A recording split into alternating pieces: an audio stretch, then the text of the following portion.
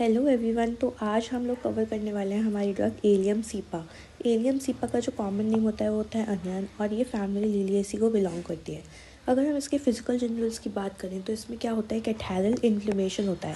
कैथारल inflammation का मतलब कि जो म्यूकस मेम्ब्रेन है उसमें से बहुत ज़्यादा सिक्रीशन होने लग जाएगा। तो जब सिक्रीशन ज़्यादा होगा उसको हम कैथारल इन्फ्लेमेशन बोलते हैं। इसमें जो दिक्कतें आनी शुरू होती हैं वो गीले होने से आनी शुरू होती है, या तो बारिश में भीग गए या फिर पैर गीले हो गए। ऐसा हमको डस्ट स्ट्रोक्स में भी देखने को मिलता है।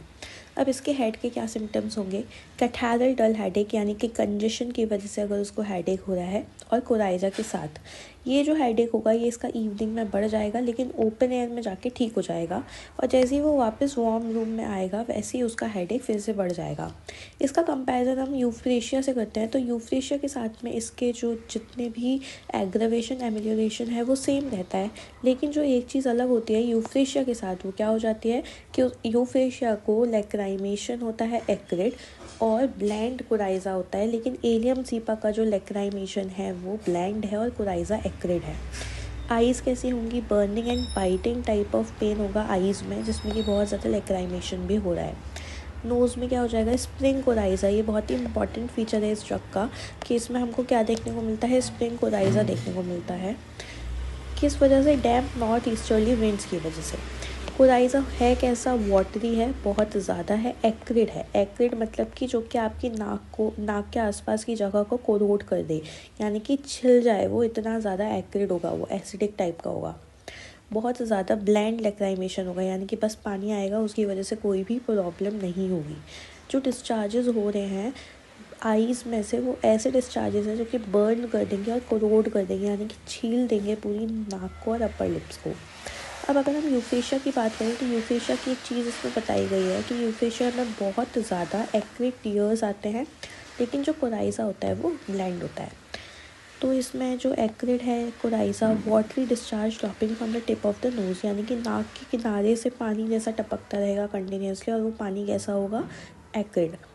नेज़ल पॉलिपस हो जाएंगे। पॉलिपस का मतलब कैसा होता है, बिनाइन ट्यूमर लाइक ग्रोथ अगर हो जाती है म्यूकस मेम्ब्रेन में, उसको हम पॉलिपस बोलते हैं। अब अगर हम इसके जीआई सिम्टम्स की बात करें तो जीआई सिम्टम्स में उसको कोल्ड की वजह से कोलिक हो रहा है, या फिर पैर गीले होने की वजह से उसको कोलिक हो रहा है। कुकम्बर खाने की वजह से, मतलब कि एलियम सीपा का जो पेशेंट है वो कुकम्बर या फिर सैलेड वगैरह कुछ भी नहीं खा पाता है, वरना उसको प्रॉब्लम शुरू हो जाएगी। इसमें एग्रेवेशन हो रहा है बैठने से, लेकिन अगर वो चलता फिरता रहेगा तो उसको आराम लगेगा। फीमेल रिप्रोडक्टिव सिस्टम में फ्लेवाइटिस और परप्यूबल है। परप्यूबल का मतलब क्या हो जाता है, कोई भी अगर इन्फ्लेमेशन या फिर इन्फेक्शन फैल जाता है सर्जिकल डिलीवरी के बाद में, उसको हम बोलते हैं परप्यूरल। तो फॉर्सेप्स डिलीवरी के बाद या फिर सर्जिकल डिलीवरी के बाद अगर कोई भी इन्फेक्शन हो रहा है उसमें भी ये हेल्पफुल रहती है रेमेडी।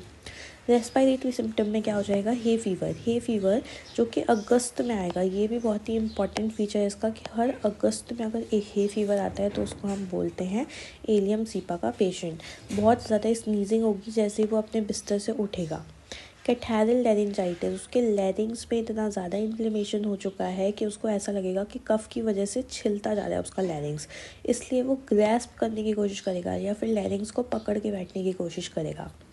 अगर हम इसको पिक्चर्ड फॉर्म में समझने की कोशिश करें तो ये एक पेशेंट बैठा हुआ है जिसकी आईज़ में से कुछ आंसू जैसे आ रहे हैं। तो ये क्या हो गया, हमारा ब्लैंड लैक्राइमेशन हो गया।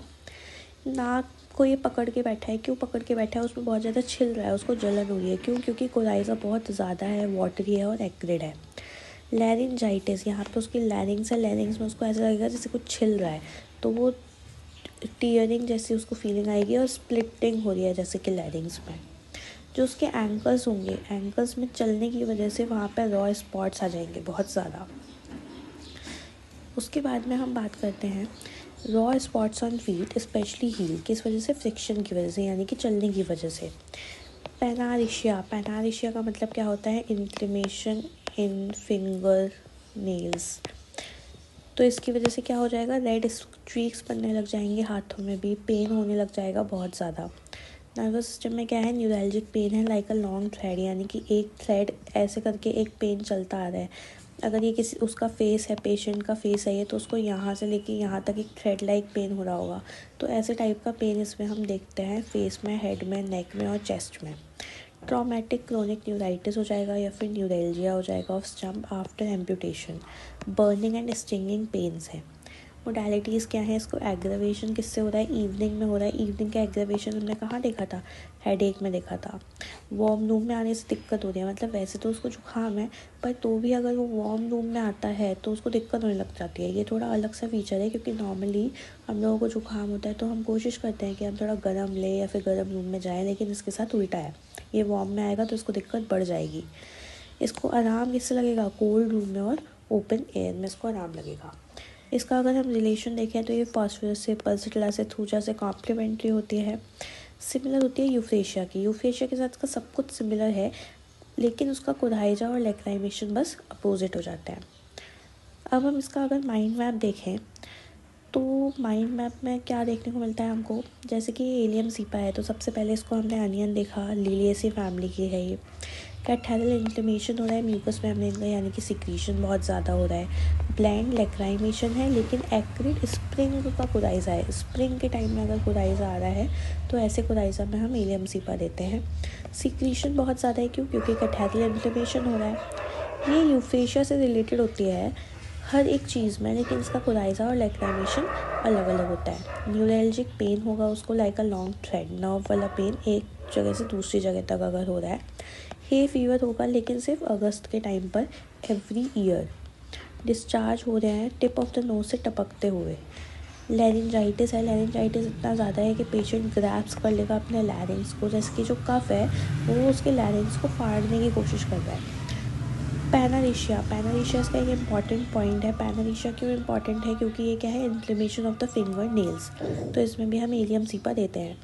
एग्रावेशन होगा इसको इवनिंग में और वार्म रूम में जाके, लेकिन इसको एम्यूलेशन का ऐसे मिल रहा है, कोल्ड से मिल रहा है।